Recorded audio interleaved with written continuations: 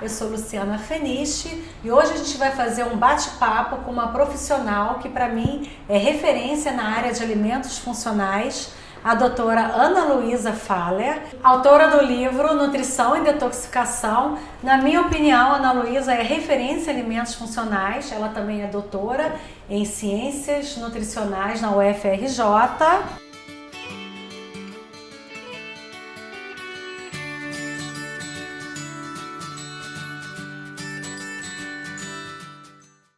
Ana, o assunto da dieta detox, ele inclusive há pouco tempo atrás, houve um programa com uma ênfase muito voltada para a parte comercial, né, em torno da dieta detox. Eu gostaria que você me falasse um pouco mais sobre a detoxificação, o que é fato, o que é evidência. Então, na verdade, quando a gente resolveu elaborar esse livro, a ideia era justamente desmistificar alguns conceitos.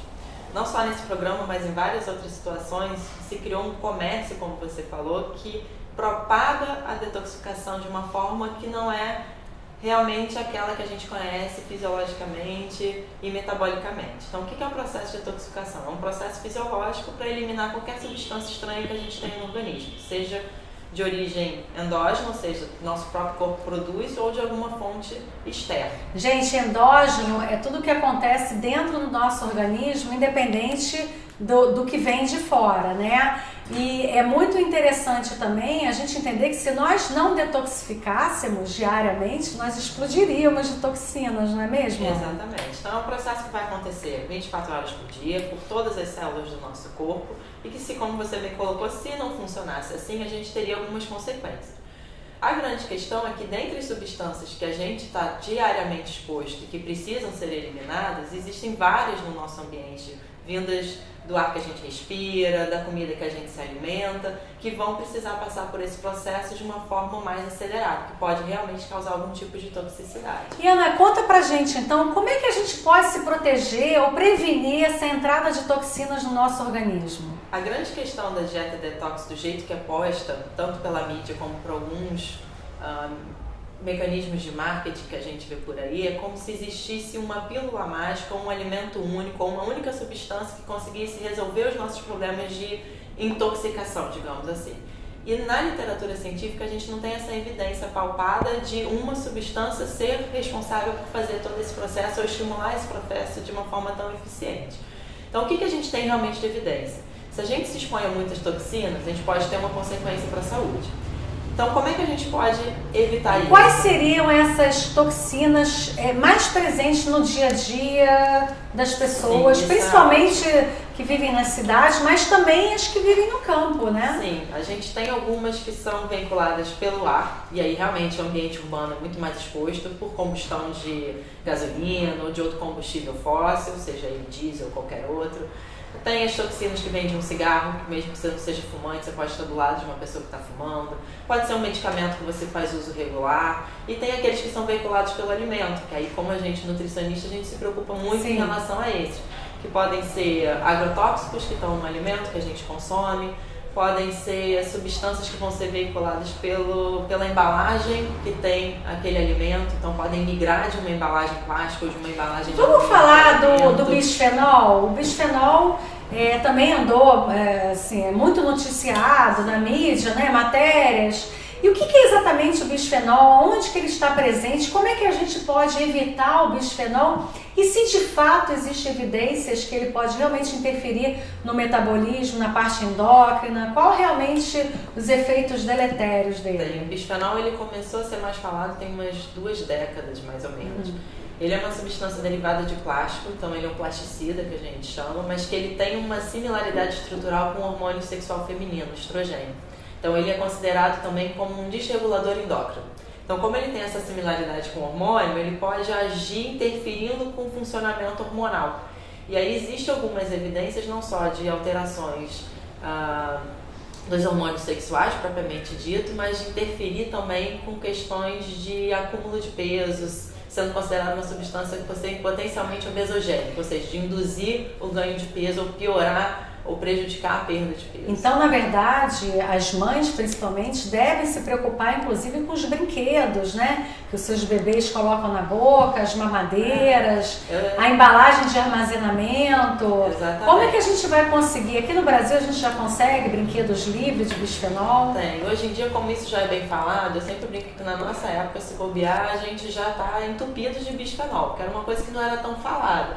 Mas hoje em dia a maior parte das mamadeiras de plástico, elas já são BPA free ou sem BPA, que eles chamam, os brinquedos plásticos também. Só que existem alguns materiais plásticos, como o interior de enlatados, que tem uma pequena e fina camada plástica que ainda não é livre dessa substância. Então, por mais que a gente esteja hoje protegido, digamos assim, de produtos que são isentos de BPA, produtos enlatados naturalmente podem trazer essa substância na embalagem de alumínio e esse BPA pode migrar para o alimento Então, que a gente consome. a opção que a gente tem é procurar as embalagens livres de bisfenol, embalagens de vidro. Sim. Inclusive, a gente encontra hoje aquelas embalagens que você já tem uma tampinha, né? E também os pirex de vidro, quando você vai armazenar algum alimento, se preocupar em não encostar aquele plástico, né, que a gente utiliza na cozinha. Tem pessoas que embrulham sanduíche direto, mas eu tenho uma questão.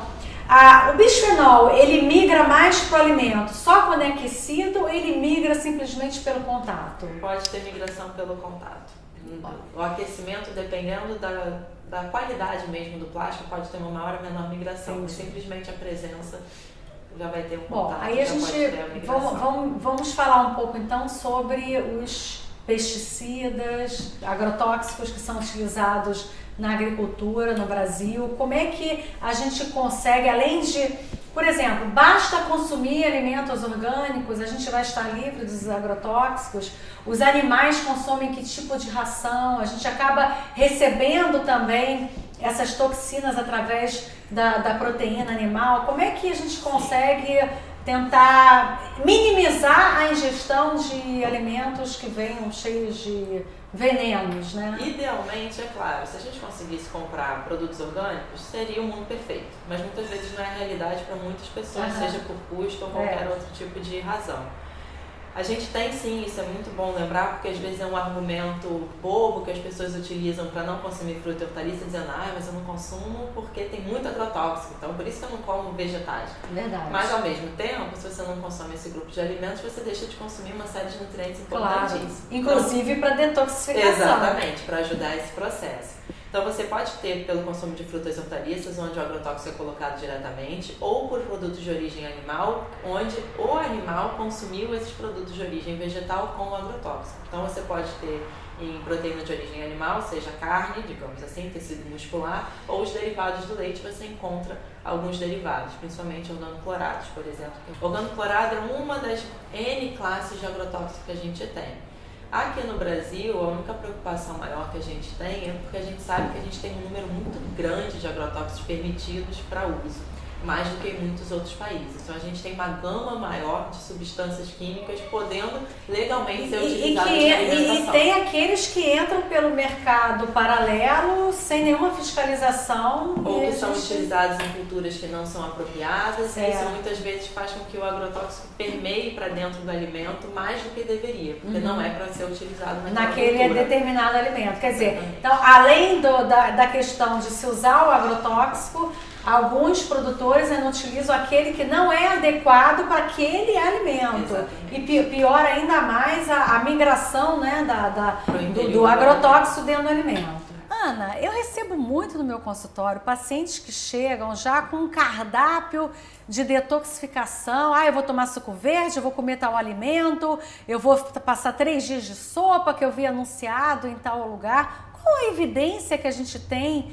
que esses alimentos ou que uma dieta de sucos ou de sopa vão conferir uma detoxificação mais eficiente do que uma alimentação saudável e rica em alimentos variados, inclusive alimentos sólidos, né? Que saciam mais. Qual a sua opinião em relação a isso? Eu acho que a primeira coisa importante para a gente também não confundir é que a detoxificação existe, é um processo fisiológico, como a gente já falou, e ela é importante.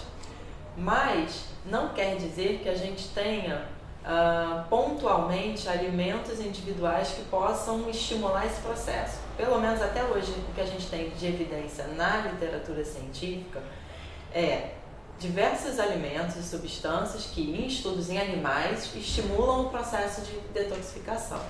Isso não quer dizer que em humanos vai acontecer da mesma forma, até porque nós humanos, a gente não consome isoladamente um alimento, uma substância, a gente come alimento, a gente faz refeição com vários alimentos.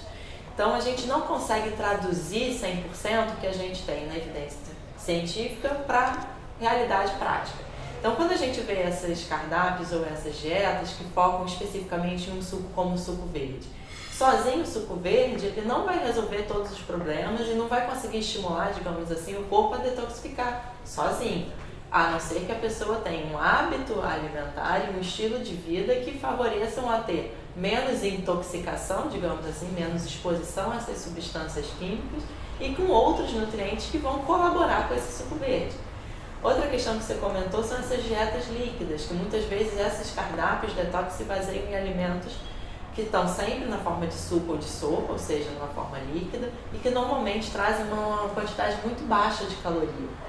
E que se o corpo não tiver o aporte necessário, tanto de calorias como de nutrientes específicos, pelo contrário, ele não vai conseguir fazer o processo de detoxificação de forma eficiente. E essas pessoas que procuram também essas dietas prontas, elas muitas vezes estão procurando um milagre, né? Aquele efeito que vem de fora para dentro. Isso, na verdade, isso não acontece. Uma coisa que me preocupa muito é o exagero da ingestão de couve crua, por exemplo. Pessoas que têm alguma tendência, alguma genética, por exemplo, hipotireoidismo, podem até precipitar uma doença da tireoide, né? Então, me preocupa muito o exagero, né? A compulsão. E conforme você falou, a detoxificação ela vai ocorrer porque ela é fisiológica. Claro que é importante a gente ingerir os alimentos que tem componentes que vão favorecer essa detoxificação, mas a gente, para conseguir uma detoxificação eficiente também,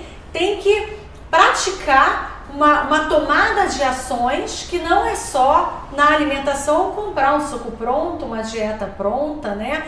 Quais são essas tomadas de ação, essa modificação da rotina, onde a gente vai poder prevenir o nosso organismo do excesso das toxinas? Quais são os alimentos mais indicados para que o nosso organismo tenha uma eficiência em todo o processo metabólico que favoreça também o metabolismo hepático? Quais são? Se a gente fosse traduzir o que a gente tem de evidência em laboratório para a prática, a gente poderia resumir de uma forma bem sucinta. Existem componentes nos alimentos que realmente estimulam as enzimas que fazem o processo de detoxificação. Quais são esses compostos? De uma maneira geral, são várias classes diferentes, mas que a gente vai encontrar de forma vasta em frutas, legumes e verduras. Então, se a pessoa inclui uma variedade de frutas, legumes e verduras diariamente, já é algo positivo que vai estimular o processo de biotransformação e de detoxificação.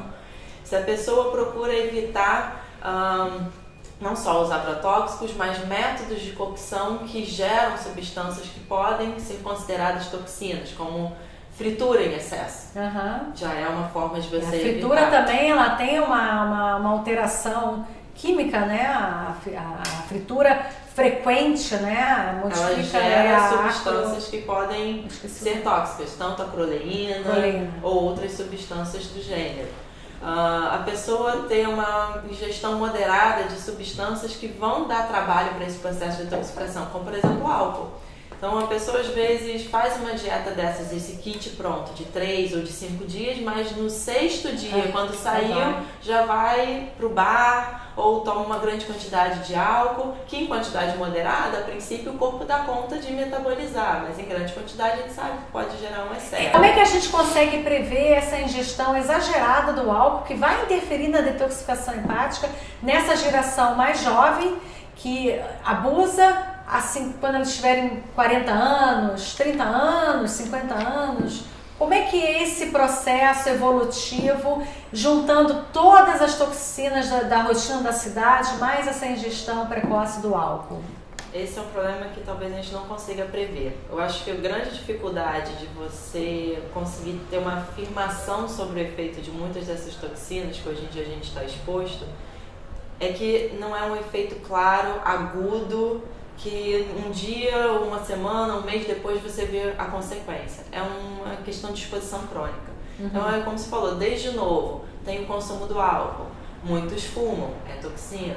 Aí quando fica um pouco mais velho, começa a ter algum problema de saúde, começa a tomar um medicamento. Junto com isso, tem o consumo de muitos alimentos industrializados que tem N substâncias químicas que vão dar o mesmo trabalho para o nosso corpo, para processar, metabolizar e colocar para fora. Só que isso a gente não vai ver com 20, 30 anos, como você colocou, a gente vai ver com 60, com 70. E a gente não consegue mensurar pontualmente qual foi o problema. Foi o álcool, foi o cigarro, foi a alimentação? Na verdade, foi o conjunto. Então, como você colocou, realmente é uma mudança de hábito e dentro desse hábito, uma mudança de padrão alimentar que vai ajudar o processo de detoxificação. E aí, entre outros que a gente comentou, tem 2 fundamentais que são básicos: ingestão de água e prática de atividade física, que também auxiliam no processo de detoxificação. Ana, adorei nosso bate-papo. E para quem tiver interesse, onde a gente consegue encontrar o seu livro? Olha, na maioria das livrarias ou no site da editora, direto. Se você se interessou pelo assunto e quiser se aprofundar mais sobre a nutrição, sobre a detoxificação, mas a detoxificação baseada em evidências, nós vamos colocar o site da editora aqui embaixo. E se você gostou do programa, se inscreva aqui no nosso canal, acompanhe as nossas redes sociais e aguarde o próximo programa, onde eu vou estar de novo falando sobre nutrição, mas sempre nutrição de verdade.